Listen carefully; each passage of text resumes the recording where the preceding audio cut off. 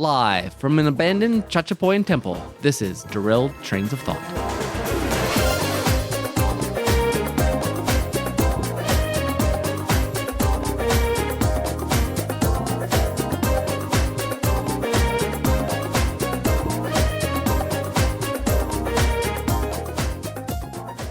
Welcome, Tim.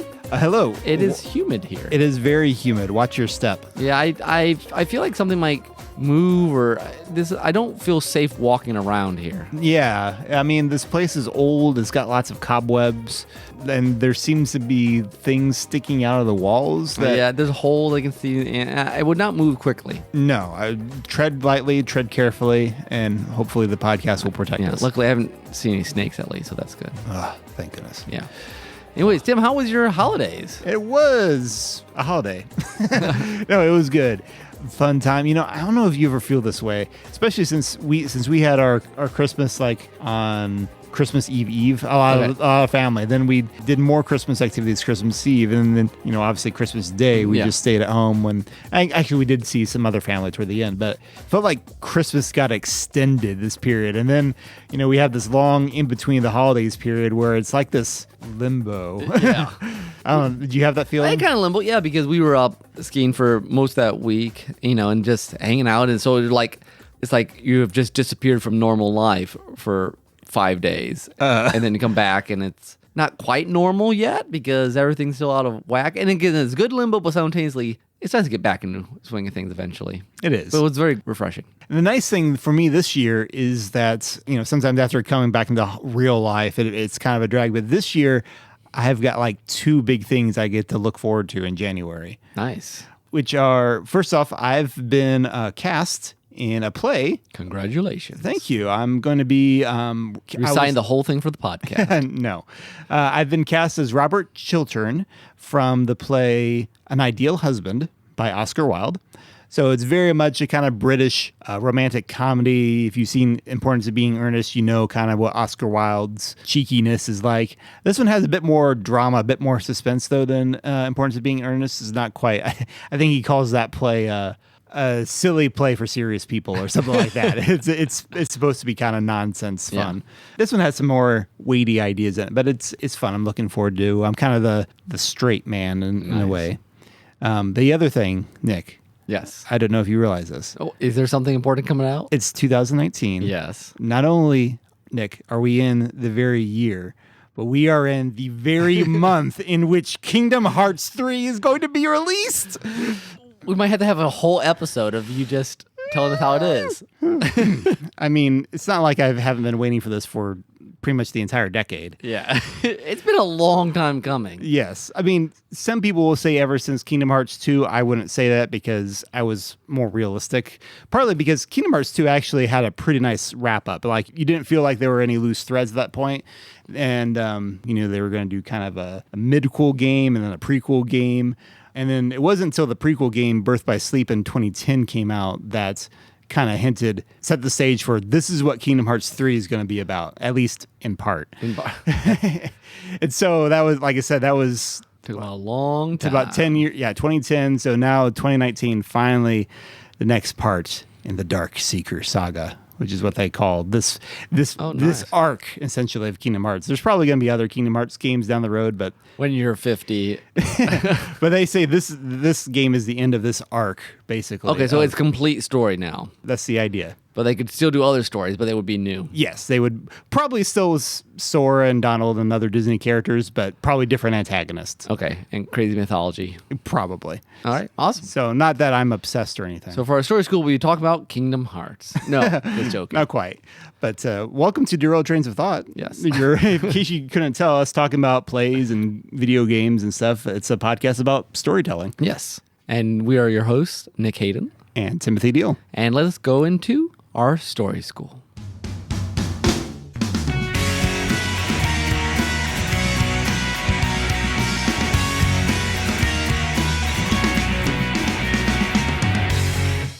All right, Timothy, this was your idea, and we actually previewed it last episode. Not last episode, back in Thanksgiving. Oh, was it? Oh, you're right. It was in Thanksgiving. Yes. Again, we've been in that weird holiday limbo time. It all is all the same. It all kind of morphs together and blends together. But yes, Time compression. back at Thanksgiving, we talked about why we were thankful for stories. And we also mentioned that we would be talking about the flip side of that, sort of a flip side, the dangerous side. The dark side. How there can be the idolatry of stories.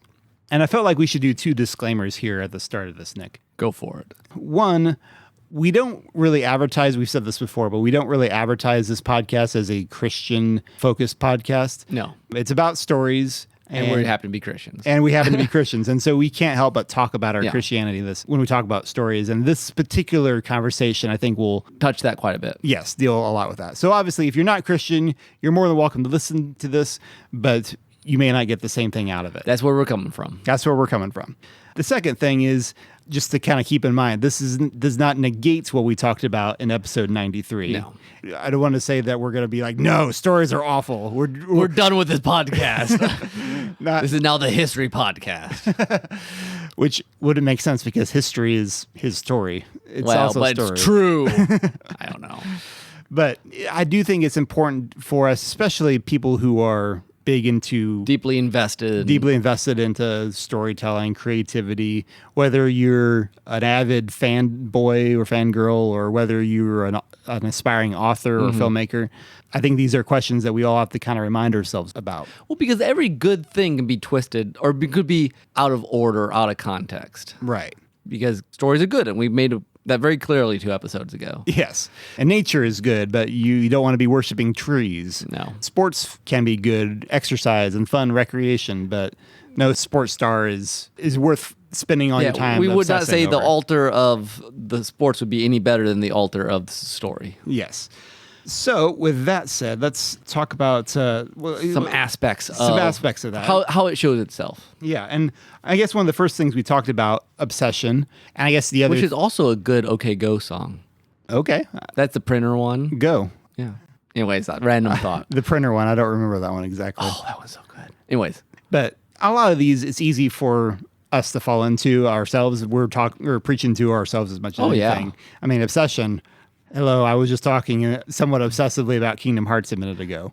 if you've listened to this podcast, especially in the early years, there was an awful lot of Lost. We had a loss in our minds a lot the first 10 episodes or so. Yes, exactly. At least. But again, being interested in something is normal. Yes. We all have interests, but when it becomes disordered, when it becomes like the thing that your mind is always, because stories are still fictional, they're still not real life, they're still not as important as Real people.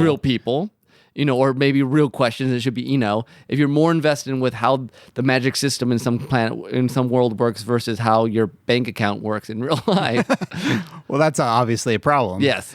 And even sometimes what your neighbors do, it's very easy for, and this is something I struggle with sometimes, nerds often are introverts. Yes. And it's easier for us to kind of escape into the world of a story, of a franchise, of what have you, than sometimes interact with our own neighbors, like literal neighbors next door, especially if you live in town, which, let's be honest, not very many of the nerdish type are living out in the country. I mean, there's some, obviously, homeschoolers and whatnot. But I mean, there's a lot of people right next door to you in the city. And I was kind of convicted of this earlier this year, or not this year, 2018. The pastor did a whole sermon series about this and finally convicted me enough that I've made some first steps in it. I made some snacks for Christmas this year and handing them out to some neighbors. Finally talked to some people I never talked to before.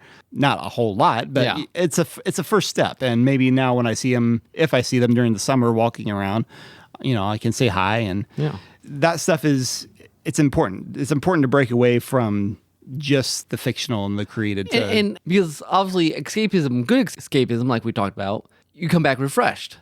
The problem is if you never come back. Yes. Or you don't come back refreshed, you come back saying, when's the next time I can go back. Back into the world? We've got to go back. Yeah. And people worry about that in terms of like VR. It's always been kind of a concern about virtual reality stuff. But honestly, it can come up with anything. Anything. I think even before screens and stuff, I mean, there's people read books to escape having to deal with people. I've seen some conversations online about, there was like a picture from the early 20th century, people on a subway train. Oh, yeah, with the newspapers. Everyone looking at the newspapers, not talking to each other. And it's like, that's no different from today in cell phones. People think cell phones are the cause of, all this insular activity. No, I think that's just human nature. Yeah, I mean, it's programmed different. Oh, yeah, because, obviously. because cell phones, they purposely want your attention in a different way. Well, true. But no, the same mechanics are there. It's interesting. I'm not sure how this, Fortnite. You've heard of Fortnite? Sure. Everyone's heard of Fortnite. I've never played it. I don't really care to. But I read somewhere that it's become super popular partly because now a lot of people's third place. Have you heard about the idea of the third place? Yeah, I know you and I have talked about it. I don't remember if we talked about it on the podcast or not. Third, there's work and home. Those are two places. And then the third place usually where you would gather. And modern life doesn't have a lot of these anymore. It used to be like the bar or the church or but society's broken down. And I guess Fortnite, for a lot of people, they don't go to play as much as to hang out with people. And again, a lot of video games have been like that, but I guess that's a special appeal. And I'm not sure how that plays into this escapism obsession because you're still escaping to a fictional world to get along with people, and it's not quite the same. Yeah, I don't know. It's. I mean, MMO's always been like that. I mean, I've split mind about it because on the one hand, like even if it is online, I know there have been some pretty strong communities that come around it, and part of me is like, is it really any different from if you're doing that with a board game or getting together to watch football? Or it might depend on the game itself and how real the relationships really are, and what sort of people you wind up interacting with. I've never played Fortnite. I'm all hearsay. Random thought about the whole third place thing. That's actually what they named the teens library here in Auburn. Oh, nice. Or not. We're not in Auburn. I'm sorry. Back in Auburn. In Kendallville, the library is one of the third places for especially high school students. They're always going there and hanging out and playing games, and because it's kind of their own place. I mean, and part of it is there's not many public places to go anymore. Yeah, because like we're so afraid of letting our kids go play in the streets. Well, especially in the winter. Well, yeah, that's true. Which in Indiana is always a thing. I do want to make sure we touch on talking about the healthy escapism as a place of retreat. Back when the Lord of the Rings movies were first coming out, which is close to the time I first read them, I think I was realizing the other day, I don't think I had actually finished Return of the King when I first saw Fellowship of the Ring in theaters. Okay. Which made for kind of an interesting, like when at the very end, where it's like the adventure's not complete, and even for me it wasn't. I don't think Frodo had even gotten to Mount Doom yet by the time I was reading in Return of the King. Nice. So that was kind of fun. But anyway, that Christmas or birthday or whatever, Mom got me a book called Finding God in Lord of the Rings, like a little book of little devotionals, essentially. And one of them that always stuck with me was how places like Rivendell, obviously Rivendell is the last homely house, but even in The Hobbits, the Bjorn. Oh, yeah, Bjorn's place. They're kind of like these little stop gates places on the journey. And it'd be very tempting for the hobbits to just stay there. But then if you just stayed at one place, then the ring wouldn't be destroyed, the dragon wouldn't have been defeated, and eventually they would have been overrun. So these escapes, they're just a stopping place on our journey of life, essentially. There was a phrase, I guess my pastor years ago used, I think it comes from Sheffield, England, but so often we rest from work instead of working from rest. And I thought that was just an interesting way to phrase it, that you rest in order to go work again, as opposed to you work in order so that you can go and have free time. Anyways, I thought that was interesting, just a way of changing. That is an interesting juxtaposition, or flipping around. Yeah. Well, that's the obsession from the audience perspective. I think it's also possible, although not quite as common, for the creators to kind of become obsessed with their own world. And this goes back to what we talked about in the how authors perceive themselves episode, the kind of the pride in your own creation. You say, like, look how great it is, and how dare you say anything bad about it. Going to another example from Tolkien would be Fëanor. From the Silmarillion. From the Silmarillion, who I think is a very interesting character, thinking about it as a character from Tolkien. Tolkien's known for creating this vast fictional world and stuff that he was very meticulous about. But Fëanor in the Silmarillion is one of the elves who creates the Silmarillion, actually, these actual jewels that hold... Or the Silmarils. The Silmarils, that's right. Well, plural, it's Silmar... No, Silmarillion is the story of the Silmarils. Oh, okay. Thank you for correcting my Tolkien language there. Yeah, so Fëanor created the jewels called the Silmarils, and he obsesses over them. And when they get stolen, he will do anything to get them back at the cost of the blood of anyone who gets in the way. Yeah. And I think it's just fascinating for someone who is probably aware of his own weaknesses as a creative person, for Tolkien to create a character like this, that you don't pour your entire identity into your work, into your own work. It's supplementing your view of yourself as a as a creation. We are all creations ourselves, to thinking we are the ultimate creator when we're not. So that obsession just reminds me, I think that's also from the going back to the fan version. Sometimes they so obsess over, they will like go crazy if the story doesn't go like they think it should. Yeah. Or if other people don't understand it the right way, or there's definitely some fandoms that get very toxic when the story doesn't become what they think. It's like, no, it's this. It has to be this thing. And it's so funny that like the preview will come out and you watch the comments on YouTube and everyone's like, that was the best thing. You know, like it's like the entire world was shook or like life changed from this 3-minute preview. You're like, I hope you're just exaggerating, because otherwise that's unfortunate. Yeah, and I worry about that sometimes, even when people really like not just a trailer, but the actual product. And like, this saved my life. And like, I'm really sorry that your life was, I mean, this is a fun cartoon or web series or something, but man, I hope you find more. There's so much more to this world than this thing, even if it is cool. Yeah. I suppose just because stories have truth and, people gravitate towards whatever. And hopefully stories, as authors, we want them, especially Christian authors, we want them to point towards the truth and to God and not to the story itself.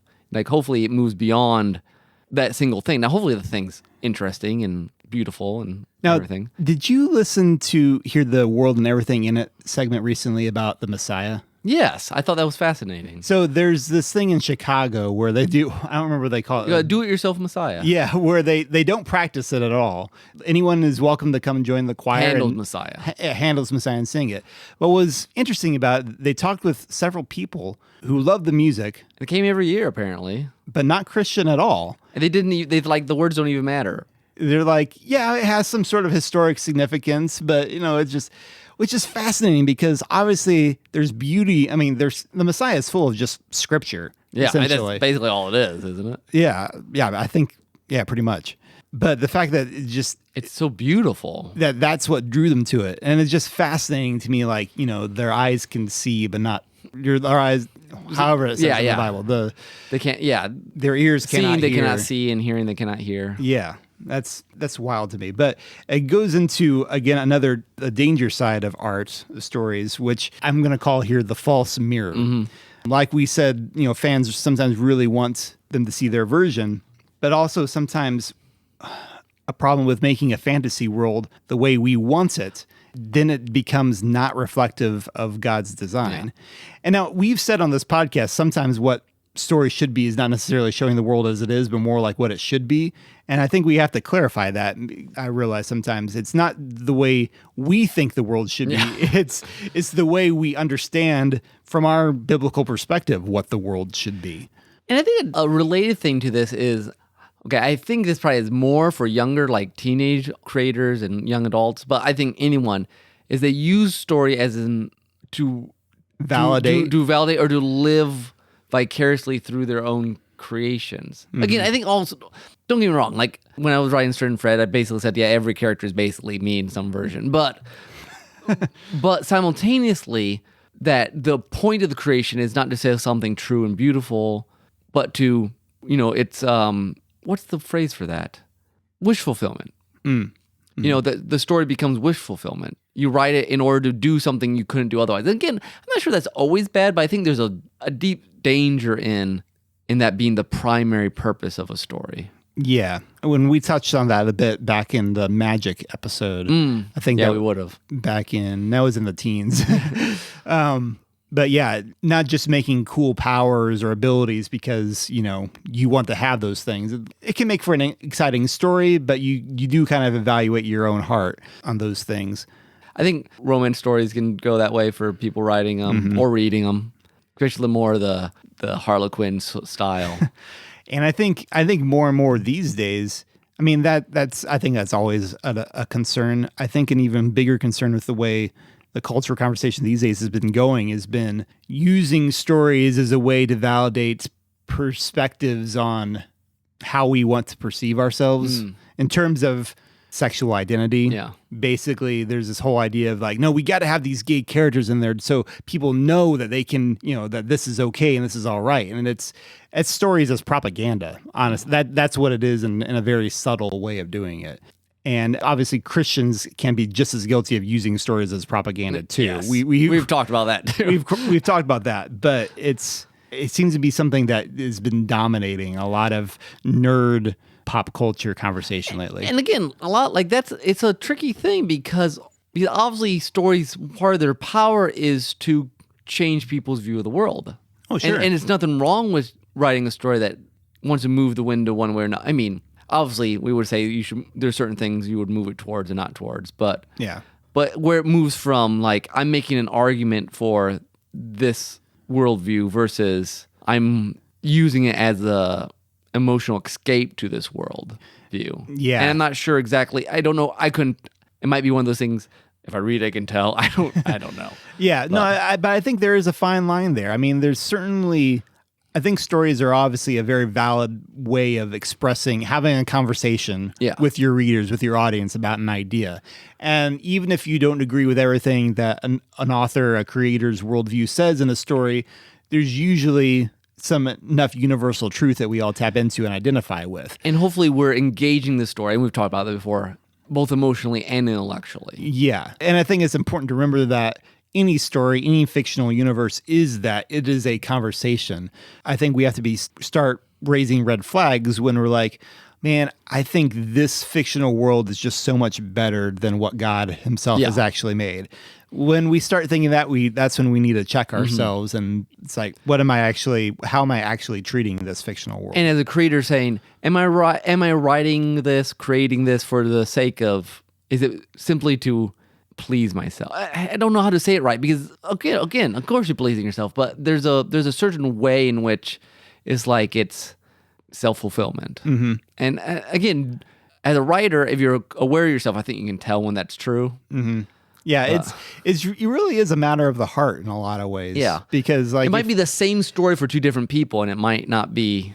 It might read differently or have different effects, or the reason they're writing it. Yeah. And honestly, sometimes maybe you could just take it a different way depending on where you are spiritually. I know I've said I've had to step away. I remember back in, I think it was in high school or something, God actually had me fast from Star Wars related stuff for a while because I needed to it was consuming my thoughts too much. Yeah. I just needed to stop for a while. And it's not like I was going to conventions or, I mean, nothing wrong with that. I didn't empty my bank account to buy Star Wars stuff. Yeah. It was But it's still kind of these things that you get convicted about. It's like, if this is what I'm living for, something's wrong. If I'm not making room for other things, something's wrong. Yeah. It's out of place. Yes, out of place. The last thing I wanted to kind of touch on for this conversation, we've been talking a lot about the creation and the consumption, looking at the fantasy world itself, and there's also a real world aspect to fandom, and that is the culture, or even if you're in a creative industry. Yeah, there's something about creative people that like to think outside the box. Yeah. And sometimes, especially those who grew up in a more traditional conservative household family, the inspiration to think outside the box kind of pushes you to different areas. And I don't know if this is one reason why a lot of Hollywood, LA culture or New York culture is not very Christian these days, but I've definitely seen people who go into creative mediums who are Christian, who kind of have this drift the longer they're kind of with that fandom or with that mindset. So I'm not going to name a name, but people could read between the lines here. There was at Taylor Upland, some of the kids of a prominent Christian singer from the 90s went to school with. I knew two of his daughters. They were in the same dorm as me, and one of them I got to know a little bit more because she went to the same Los Angeles Film Studies program I did. So we compared notes, and it was fun. But I remember one conversation in the dining commons where she commented that their family used to be real strict about, what things they could watch and things like that. But then at some point they started watching The Simpsons, and that was a little too edgy. And then later on, by now at that point, they were kind of watching South Park. And she was like, yeah, it's amazing some of the things my mom was laughing at now. And I just thought, that's interesting. And I didn't think too much more of it. But then a few years later, after, graduated and stuff, this Christian singer retired from the Christian music industry and later came out as gay, and his family broke up and stuff like that. And I think his daughter still supports that. Now, obviously, this didn't happen because they started watching South Park. And granted, I don't know the family super well, and I don't know the singer personally at all. But it did make me wonder about when you have a lessening of moral standards in one way, how that becomes symptomatic in other ways. Well, I will just kind of go along with this, or I'll just kind of do this, how one thing kind of slowly lead into this. And so suddenly what you're professing is not Orthodox Christianity anymore. Yeah. It's something, you're trying to be too much like the people who like the same things that you like, or work in the same industry that you work in. And it's all totally understandable. But when you're not practicing biblical Christianity anymore, I really question whether you're practicing Christianity at all. Yeah. And I think it is a danger, especially for humanities, for, anyone working those, is that because so much of literature is about seeing people's all kinds of different viewpoints, that you start thinking all viewpoints are equally true. Right. And from a Christian point of view, everyone has different viewpoints, but some things are true and some things are less true. Mm-hmm. And I think a lot of Englishy people just drift that way because you want to explore things in a way that... And again, I think there's a certain amount of freedom Christians have to be able to read different points of view and whatever. But where's your grounding? Is your grounding in experience and in story, or is it grounding in... Truth. Truth, yeah. And if for some reason that the truth isn't resonating with you as well... I would say you need to maybe find the people that spark your imagination in spiritual matters, because that's important. And again, I don't want to say, because obviously I went to film school. I watched a lot of things that, some other conservative Christians would not, condone watching. And I think everyone has to find their boundaries in that. I just think if it's something that you're not intentional, if you grew up in a super conservative world that really downplayed certain movies or certain TV shows or what have you, and you wound up rejecting that because look, no, these people are still exploring important ideas in a way that I can understand. Again, I think that there's room for certain Christians within reason to look at stories that explore darker themes, that have violence, that have maybe some sexuality. I mean, obviously, maybe not condoning what's on screen, but as a means to study it within certain parameters. I mean, I have my limits. And what I think is appropriate. Yeah, I think they're. But the key is to always have it grounded in the Bible. I mean, I'm kind of going back to the same point, but I think it's because it's so easy to drift. And this isn't on our list of things, but I think Christians, especially consumers of entertainment, we live in a very story-saturated thing, and I see this. I help with the youth. Is that we're going to have to be able to just say no, even though it's popular. Say, there are a bazillion stories in the world. You don't have to watch what everyone else is watching just because. There's so much peer pressure to watch Game of Thrones or whatever the next cool thing is. And there's things that maybe we should be the oddball out because it has things in that are not worth a Christian's time. Yeah. A good story, it's good storytelling, is not a get out of jail free card, or should not be for a Christian viewer. Again, like you said, there's certain limits, but I think there's places where there's...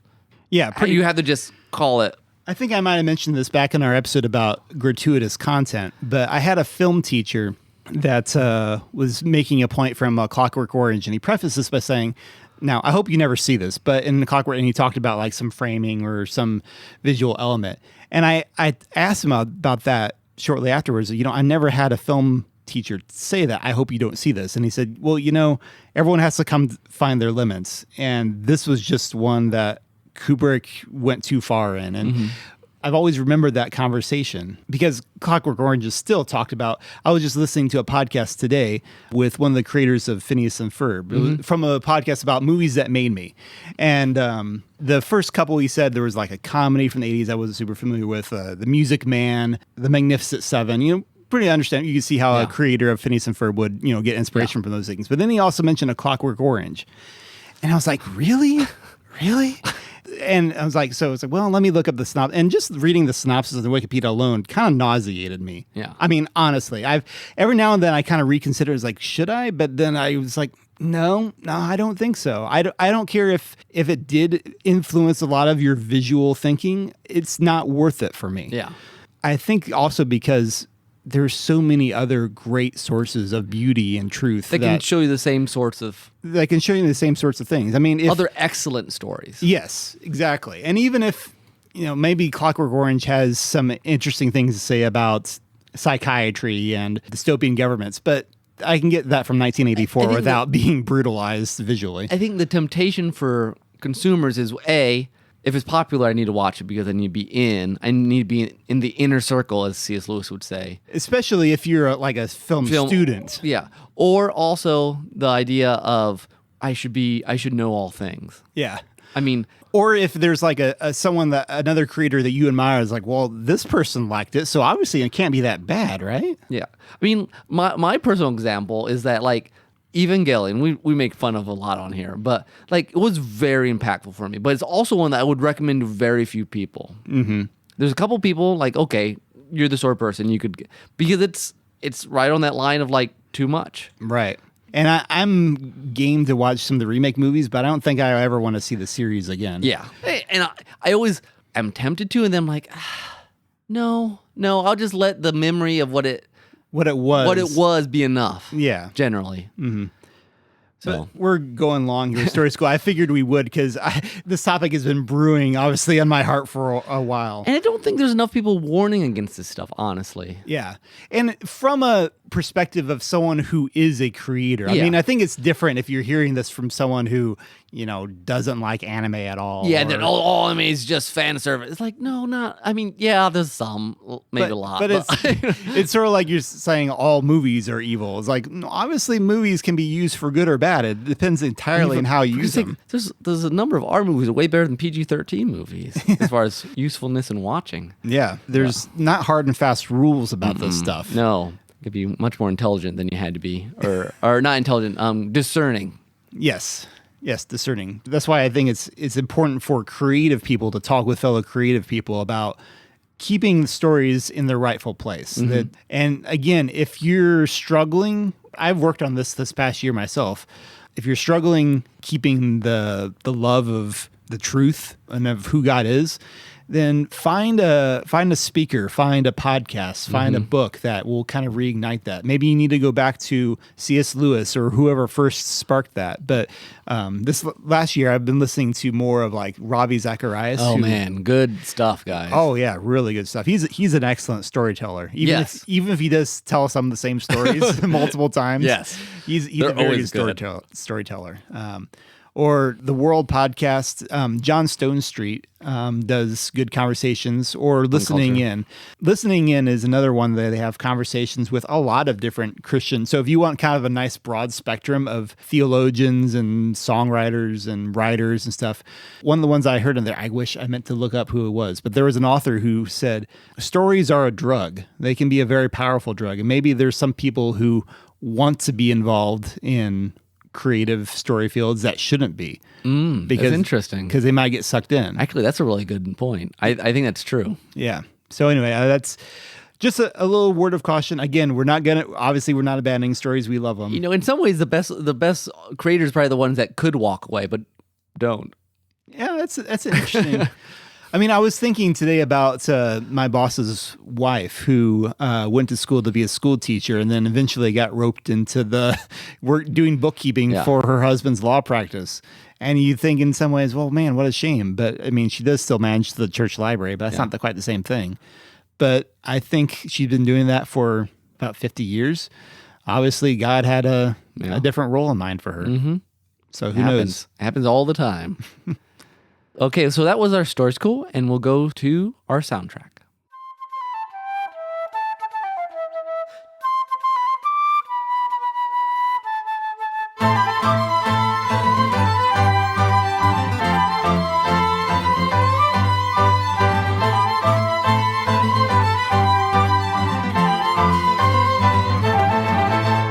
Okay, it took me a long time to figure out what I wanted to go with here. But eventually I started thinking Indiana Jones. Indiana Jones. He's tracked down some idols.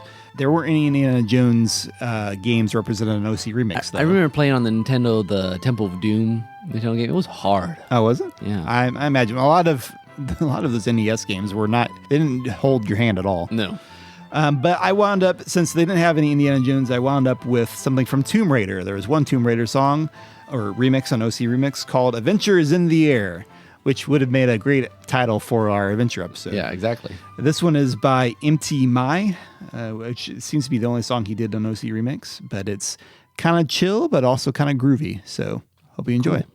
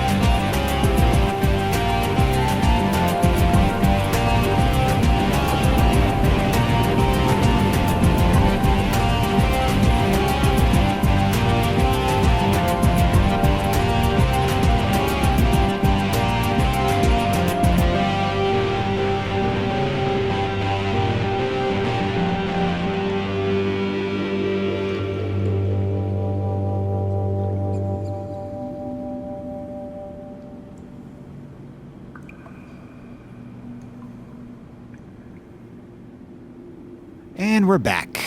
Hello. I hope you enjoyed that nice little chill. I enjoyed it. Good. For second half, we'll do our take. On Tales.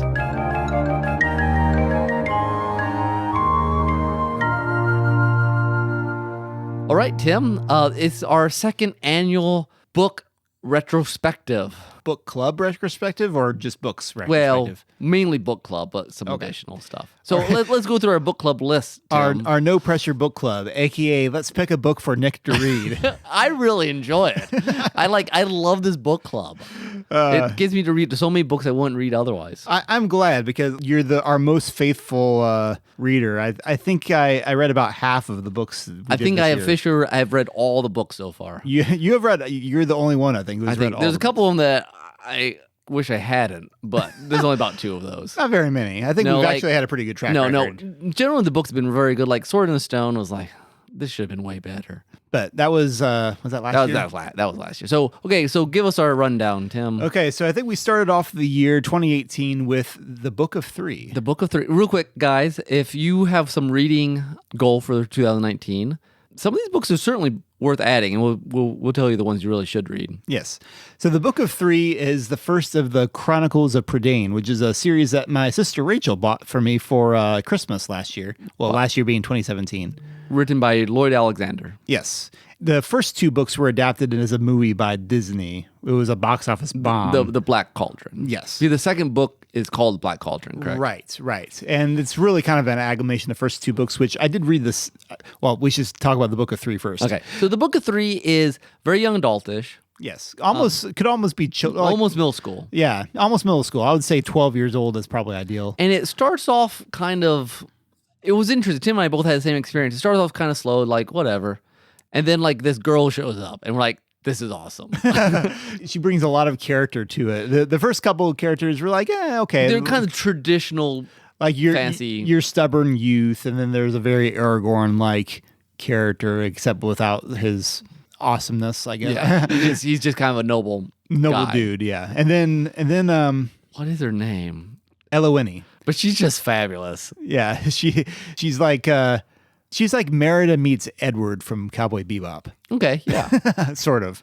Not quite as time. And then after that, then you get quite the collection of interesting characters, which makes the book, honestly. Yeah. There's kind of a Gollum, like a furry Gurgi, right? Gurgi. He's like a furry Gollum, except toward the end he's not quite as savage. When he first shows up, he's like, oh, it's just a Gollum ripoff, and then he distinguishes himself. Mm-hmm. And then what's the guy who plays the harp? But every time he lies, it breaks. I'm not sure I could pronounce his name. It's like there's a lot of Welsh names. A lot of Welsh names. Yeah, I think it's based on Welsh mythology. But anyways, it was an entertaining book. A quick read. Mm-hmm. Again, stick through the first couple of chapters if you feel like it's just too kind of ordinary, generic.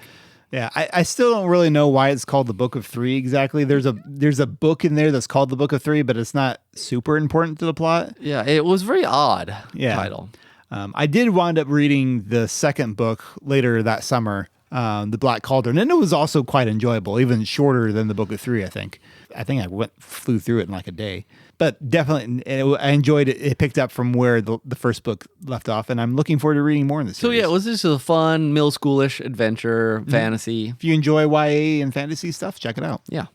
All right, the next one was, I think, one that you suggested. Was Grendel? Grendel Was great. I only got through the first two chapters of this one. Let me rephrase this. Okay, so Grendel is a retelling of Beowulf from Grendel's point of view, but you got just up front, it's written very philosophically.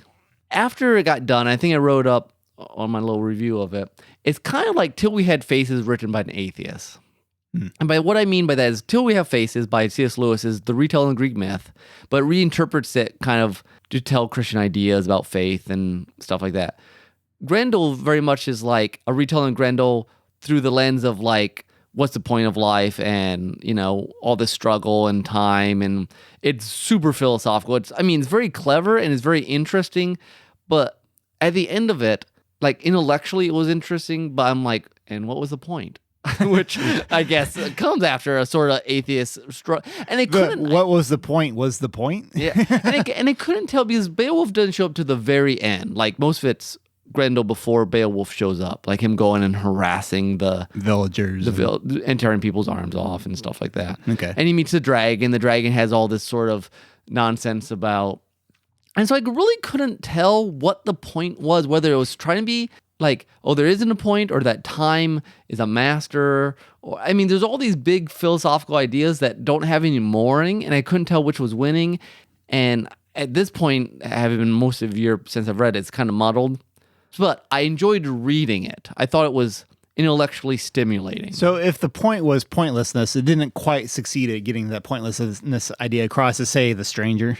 No. And I felt like it was wrestling with different versions of like, what is the meaning of life? One's like just struggle, and another one's like it doesn't even matter. Like the dragon's all like it doesn't even matter, and Grendel's like if I struggle enough, maybe I'll have a meaning. I am who I am because I was made this way, and I have to live out this savageness, even though I don't like being savage. And then Beowulf comes and he's all about strength and power. And it's like all these philosophies combating each other, but I don't know what to do with them at the end. Huh. So again, not like you're fun, like for fun, go read Book of Three. For like, to expose yourself to a kind of a different perspective. I mean, on and again, things. it's very well written. I mean, it's very heady in some ways. Not for everyone, but like it kind of hit me at the right time. I thought it was interesting. Yeah, I'm not sure this is one. There's other books from the book club that I've missed that I want to go back to. I'm not sure this is one of them. This is the sort of thing that like I'll read and then like somehow it'll amalgamate in my mind and becomes like the philosophy of some villain in some future novel.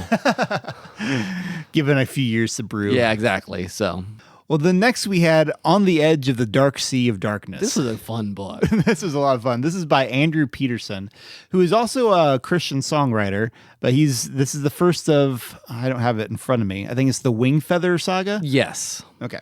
It was a very fun book. I think this is one nominated by Greg.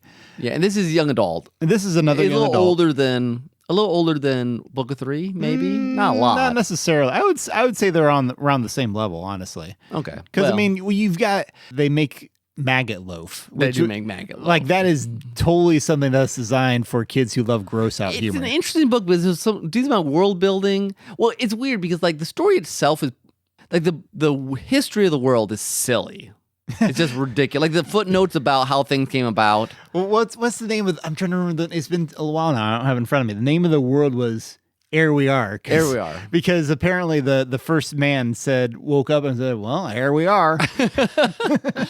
So it's like, and they have all these footnotes on the pages. I love this idea. I think I talked about it at some point where like it's like Tolkien-esque footnotes, except they wind up being these ridiculous like stories about like how things are happening, and each one of them are like, I don't know, they're just very nonsensical. But the present day story has real weight and meaning to it. Yeah, there's like real danger and really like it's not the throwaway sort of stuff. They might get like Hitchhiker's Guide, like whatever. Or like I think you said even the Princess Brides. Yeah. the book version like made fun of the fairy tale stuff too much. No, but this is like there's real weight to everything. Mm-hmm. In a kind of a strange world with weird like fanged cows and like certain things that sound like they come from out of a Henson thing. Yeah. you said. yeah. I mean, Jim Henson could have made this a movie version of this book, and it would have been awesome.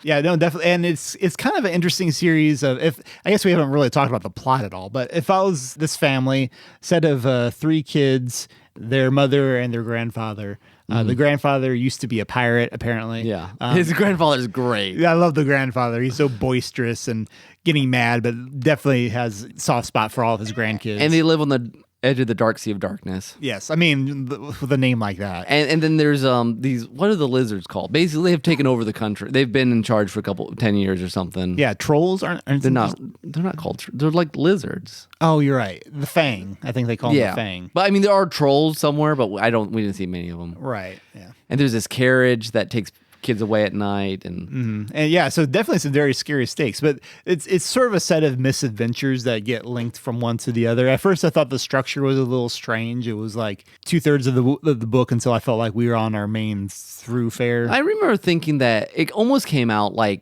it was almost like a little adventure for each of the kids, and then they all kind of. Yeah, kind of. The one was kind of. It was kind of the girls, and then it was the one brother, then the other brother, and then they kind of all tied back. Yeah. Also, Pete the Sock Man is awesome.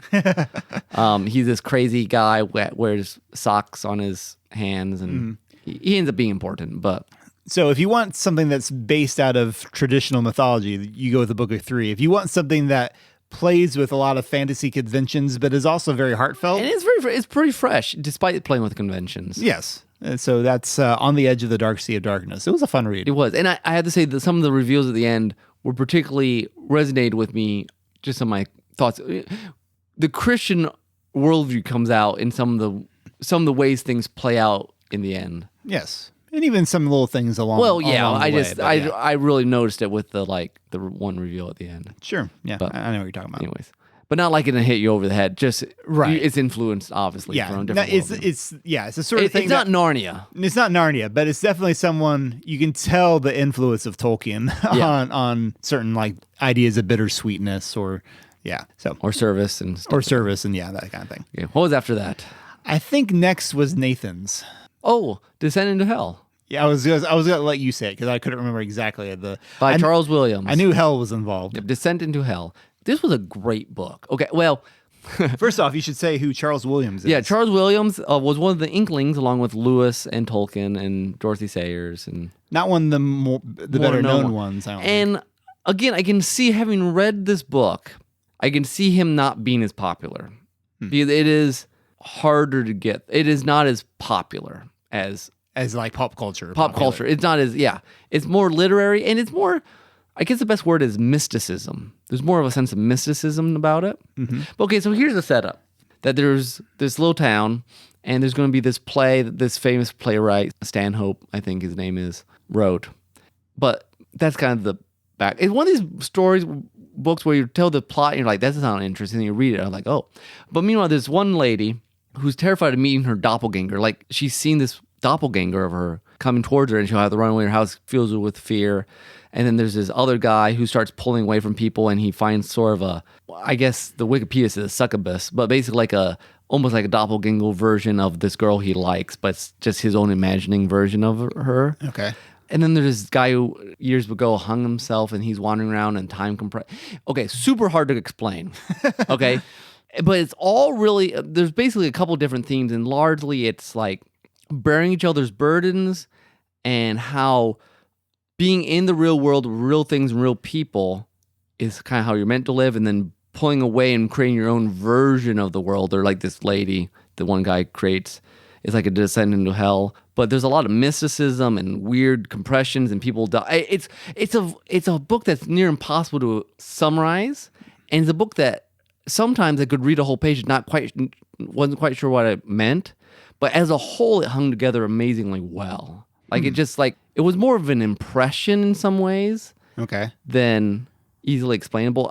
If I got my write up, Would you say, compare this to a C.S. Lewis book for me? Is this like a screw tape letter sort of thing? No, it's much or a okay. Great Divorce kind of deal, or sci-fi trilogy? Take some of the sci-fi trilogy, but it's much more realistic. I mean, in the sense, it's rooted in this one town at this one period of time. It's not. Oh, it's not an actual descent into hell. No, it's supernatural, but it's not. It's kind of like take the weird dream sequence at the end of all till we have faces. Okay. And expand parts of that interweave that sort of stuff more often into like people trying to create a play story. Okay. Because there's one lady dying, but like they'll have visions, she'll going out, and there's be like weird like dream sequences, and it's very surreal in places. But it communicates spiritual truths. Okay, that's my next question. You would still call it Christian? Yes. Okay. Yeah, it's more mysticism Christian, but it's certainly the deep truths are very Christian. Okay. But some of his, if you would say this is exactly how it happened, I'd be like, Yeah.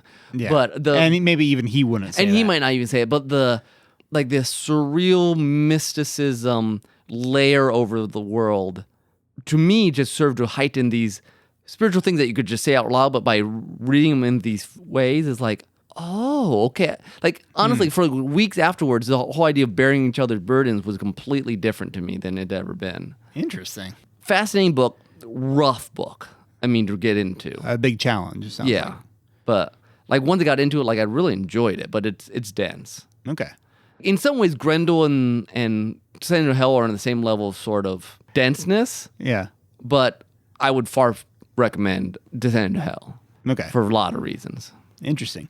It is kind of the first 4 books that we did tackle this year were kind of like on a similar wavelength. Yeah. So, I mean, like we had 2 YA books and our 2 literary books. So if anyone reads Descent into Hell, no one else read this one as far as I know. And I really wish someone would, because it's hard to talk about without having someone actually having read it. Okay. It's like one of those things you have to grok and then talk to someone else who grokked it and then kind of discuss. Grok. Grok is like to imbibe and to understand intuitively. Is that a real word? Yeah, it's a real word. I thought for sure that was a reference to something I was. Well, it is too. I think Heinlein made it up, but it has since entered.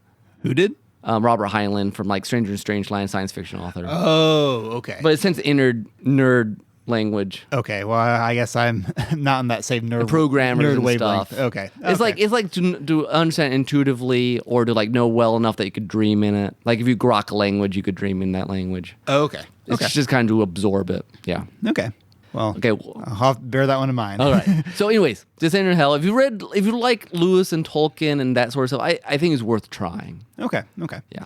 Well, after that, the book club floundered for a little bit, I have to admit, and so I think the next one I nominated, but because it was getting kind of late in the year, I didn't actually get that far into. Although I want to, because He will read it. I've been meaning to read this book since high school, and because my mom had wanted me to read it. This is called The Ivy Tree. By what's her name? Mary Stewart. Yes. The Ivy Tree was very good. I really enjoyed The Ivy Tree. Yeah, like I said, I've started it. I put it off because of Christmas. I do want to get back into this one because how you described it, kind of a Hitchcock book. Yeah, it's basically intrigued me. it's like, so it's first person, and it's basically this lady's found on the moor, mistaken for this other lady, and then she's going to be used to try to get this fortune. Basically, this family convinces her because she looks like this other person Yeah. to go along with the scheme. So that's the setup. But it is written very much for this suspense, this source, and like something's going to break at any moment. Very Hitchcockian feel which is amazingly hard, I would think, to actually write in that manner. And it's As a book as opposed to a screenplay. And it's very tight. I mean, it's like it just keeps one thing, and like it's not like there's lots of plot lines. There's just one thing, and it just moves forward, and it's always you're like, what's going to happen next? And it's very interesting and Probably a hard one to talk about. Yeah, again. because again, it's not quite a mystery, but there are elements of mystery in it, and there are revelations like a mystery in it, which I can't even allude to because I haven't read it yet. Sure. But not my normal thing to read. I would never have picked it up on my own. Very much enjoyed it. I think if you want sort of a suspense, and it's also very connected to the land. Like it has flowers and the ranch in England, and I mean it has a real sense of place, of setting, and that's really neat too. Would you say it's like a British Gothic? Does it have Gothic elements? It's not really Gothic. No? No, Okay. no. But it has a lot of that. It's very pastoral in the sense of you get a real sense of the land and great characterizations. I mean, she's spot on in I mean, there's 4, 5, 6 main characters, and they're all just very well defined. Yeah, the opening chapter, I thought she was being very specific about like describing the person, the manner he spoke with. She's a very good writer, very in control of what she's saying, what she's explaining, what she wants you to worry about. And again, a literary book, it's not a fast read. Oh, okay. Interesting. I didn't realize she was considered a literary author. No, I don't know. I know. I'm just saying, I just felt like literary in the sense that it's not popcorn. Okay. I mean, it's entertaining. It's not like deep meanings or anything necessarily, but it's the language is very controlled. That's Okay. what I mean. Okay. All right, and then our last one of the year, we've had a tradition of doing Dickens in December, Because that's what you should do with Dickens. particularly because he did a series following off the popularity of A Christmas Carol. He did a series of holiday books. Although this one is winter themed, but it's really not. The one we did last year was it's very New Year, basically. well, kind of. The last one was definitely on New Year's Eve. This one I felt was just happened to be in January. Yeah, did they say that like their anniversary was right around the New Year or something like that? Well, maybe, but It was very loosely. not a big part of it. Although honestly, but when you have the holidays, we talked. This would have been a good pick with our last year's December episode the 2017 December episode about family. Yeah. It was very much. I think he called it a fairy tale of the home. And that's what I really appreciated about it. It was very domestic Yes. and really honored that sort of thing. Yeah, definitely. And I was afraid toward the end. It was like, oh, this is going to kind of have this modern thing where it's like you do what makes you feel happy, and that's going to be. But no, he definitely upheld all the values of family love, essentially. And it made there was at least 2 parallel plot lines that were really about putting the other person first. And that's a theme that you don't get that deep very often. At least I can't offhand think of something that had that theme that deep. Did we say what the name of this one was? I don't. Oh, Cricket on the Hearth. Yeah, I don't think we did actually. So if you're like, well, what are you talking about? It's the short story is the cricket on the hearth, and I'm not sure how to say what the plot is exactly, because there's really not a conflict. I felt like until like halfway through it. Yeah. Basically, there's a husband-wife and there's a father-daughter. And it's basically misunderstandings. Yeah, that's part of it. I mean, the father-daughter dynamic has a little bit more of a inherent problem in the setup. The daughter is blind. The father has been basically lying to her to make her seem like her life is a lot better, financially speaking, than it actually is. Yeah. So obviously there's a little bit of tension there. The husband-wife dynamic, the husband is a bit older than the wife, and the wife finds out about another friend who's getting married, who's betrothed to another older person. Gruff and Tackleton, which is one person. Yes. He's he's almost like a caricature of Scrooge. If Scrooge was like an evil toy maker. Yeah, he's kind of like that evil guy from The Christmas That Almost Wasn't. That's the Science Theater.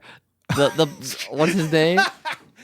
That's what he reminds me of. The Mystery Science Theater one we just saw from the Netflix series. Yeah, with the mustache and the Prune. Yeah, whatever his first name. Actually, if you watch the Christmas Almost Wasn't on Netflix, the Mystery Science Theater, it is actually very Dickensian in some ways. Yeah, or Dickensian, I guess. Dickensian, yeah. I mean, it's also ridiculous, but it's also Dickensian. And the characters. Yeah. I mean, it's Dickensian thing. Obviously, Prune is a riff on Scrooge, like all these misers are. It's hard to think of any kind of miserly character. Who's not a riff on Scrooge at this point. Yeah, but this guy's just like, I'm old and I don't care, and I'm going to marry a young lady. She's going to love me.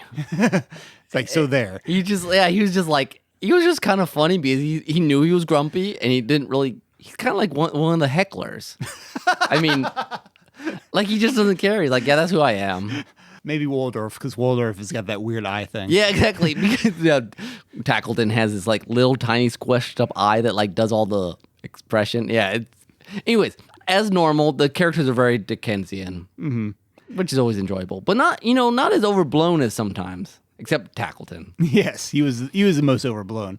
Yeah, it was one of these. It took me a while to get into, partly because the story starts. I think I'd been meaning to read this thing for like 12 years. It starts off slow. He starts off with this long description of a musical thing between a cricket and a kettle, and then a clock. And then a clock. I forgot the clock joins in. It's all quite charming, but also you're like, okay, where's the actual story? But by the end, I was moved a lot more than I expected. It's very effective. Mm-hmm. Worth the read, I think. I mean, obviously, if you've never read the actual A Christmas Carol, you should definitely read the actual. It's still his best of the ones I've read. But this would be second, I think, over The Bells. The Chimes. The Bells is Poe. Right.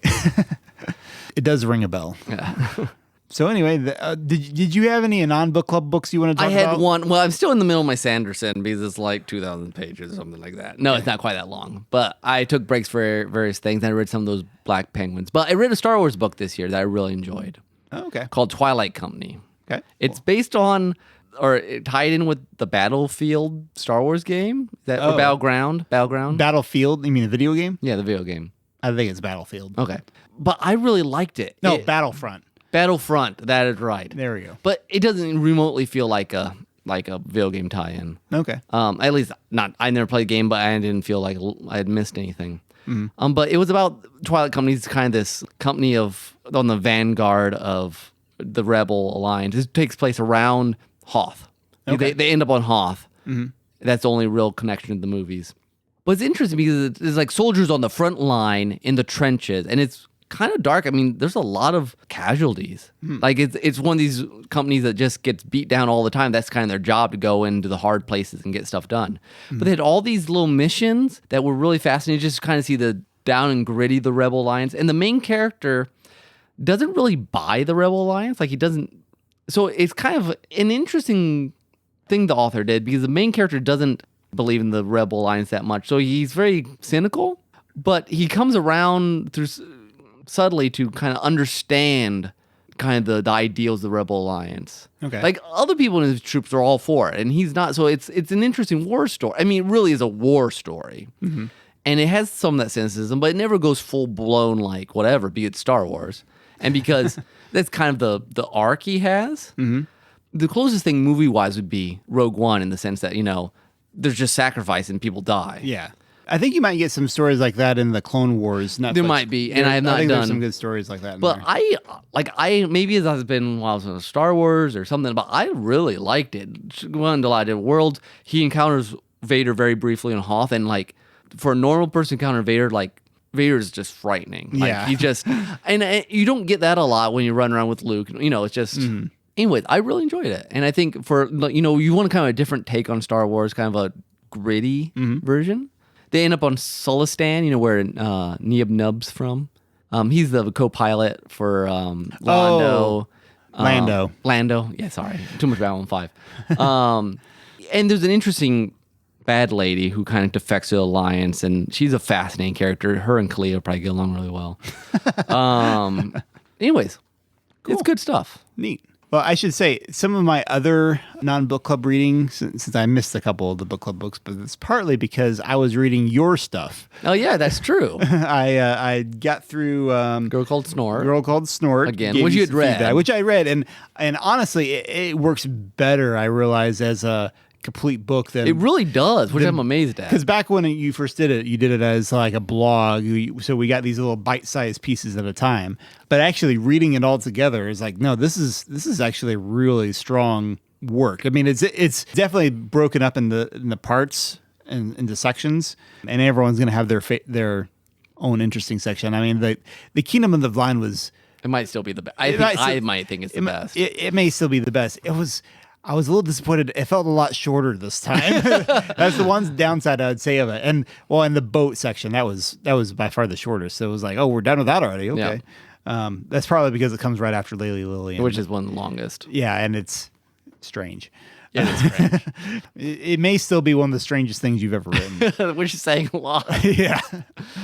But Which needs published. I just need to make those corrections that you and Greg and Natasha got me. And yeah, and I think there's an audience for there's this an one. audience for that one. I feel like I could find the quirky YA side, not like the pop teen YA side, Yeah. but the ones who like the quirky fantasy. the Neil stuff. Gaiman people. Yes, the Neil Gaiman people would enjoy this a lot.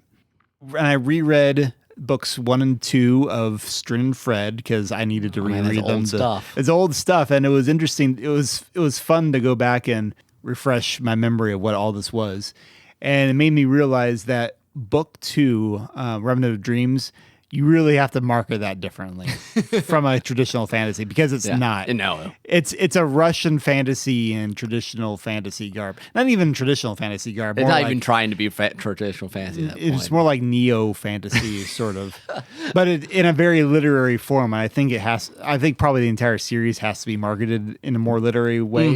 But I don't really know how you do that. I don't exactly. know. Yeah, it's the Redheaded stepchild. Black sheep. That was what I Black was going sheep. for. Okay. Yeah.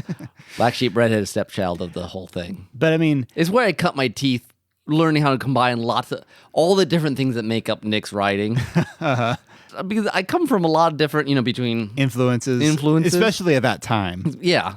I was happy to say I did get to read the first part of book 3, and I think it's a great choice that you did to just focus on one set of the ongoing story. Makes a lot more sense that it works really It well. works really well for I think that. it's pretty powerful. The momentum is quite good, I think. Yes. When it's going. Yes, I think it's what I've read so far is probably one of the strongest sections of Strin and Fred so far. Yeah. So I'm looking forward to reading more of that. Yeah. Soon I'm halfway through doing my edits on section 2. Because the section 2 is like 90,000 words. That's like a whole book. Didn't he? So like book 3 is like almost the length of book 1 and 2 combined. Yeah, basically. Yeah, that's crazy. Yeah. You telling me. And there's not even a market for this thing. No, but I learned so much stuff writing these, and I'm very fond of the characters. Hopefully more of you will get to read these soon. Someday, well, we'll have to re-release it in some sort of interesting way. Yeah. I'm hopeful. I mean, Barking Rain Press has been good for you in a way, but I'm hopeful that you could find a wider audience, maybe with Girl Called Snort. Yeah. And then who knows, if you find a good publisher that would be willing to go out I on a don't limb, know about go that out on a one. limb for you. Not for that one. Maybe after a while. You We'll never see. know. So that was our take on Tales. Yes. And I hope you enjoyed it. I hope maybe you found at least one book that you'll add to your reading list for the year. We'll figure out what we're reading for the rest of our year soon. Yes, we'll see. For the time being, I'm going to be reading An Ideal Husband. Oh, yes, that's true. Because I have a lot of lines to learn here. Previously on. All right, Tim. So you had something you wish to revisit. Yes. I've been listening to a lot of podcasts lately, Yes. as you can tell.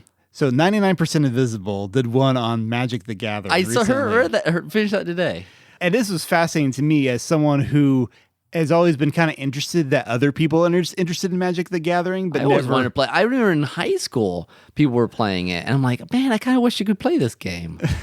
But at the same time, I'm always like, no, that looks like it's too much of a money hole. I'm not gonna touch that. But it was interesting. They talked about, so it's a card game, but they talked about a lot about the mythology behind the world they created and the story behind it all, and lots of fascinating ideas for how you combine story with a card game.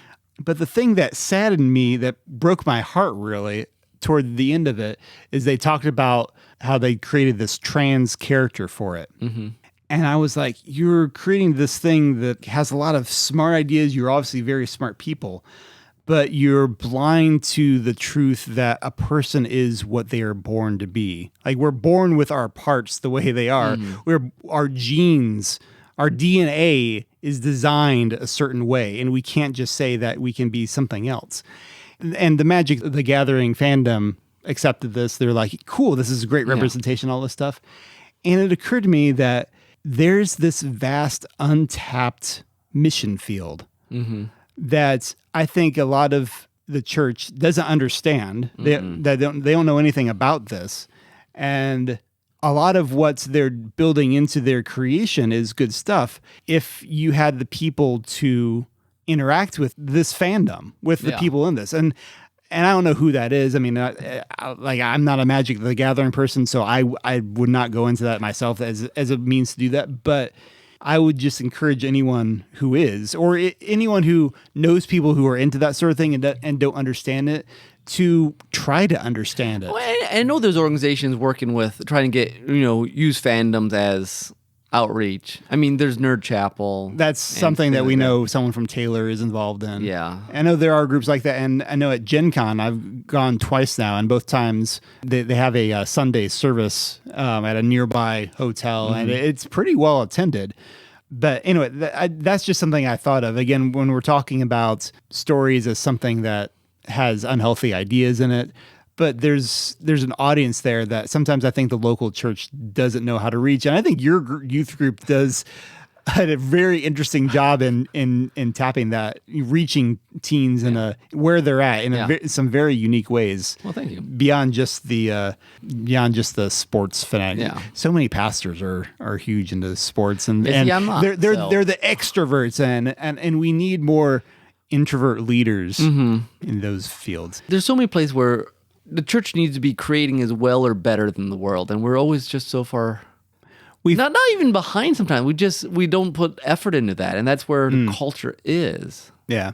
We fell behind back toward the beginning of the 20th century. Yeah. Christians were leading the arts back in, and to a certain extent, culture moved away from what we were creating to a certain extent too. True. But we should still have as strong and as excellent as stories out there. Whether they get as popular traction is not really up to us. Yeah, that's more. Yeah, that's not up to us. It's in God's hands, and in a lot of ways, it may be more healthy for the church to focus on local needs rather than trying to reach the internet at large. No, I agree with that. But at the same time, Christians shouldn't be absent from the internet. I mean, and that's why we're here. Well, churches need storytellers to connect with the people who are obsessed with stories. Yeah.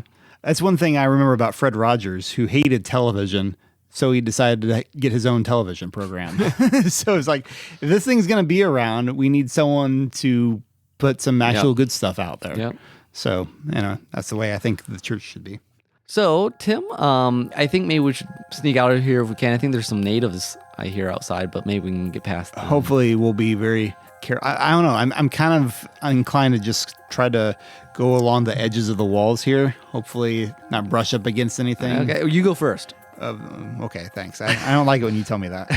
In the meantime, assuming we survive this, be sure to leave us a comment at derailedtrainsofthought.blogspot.com. Or drop us a comment on at our Twitter page. Yes, at Derailed Trains. Or like us on Facebook. Yes, please do.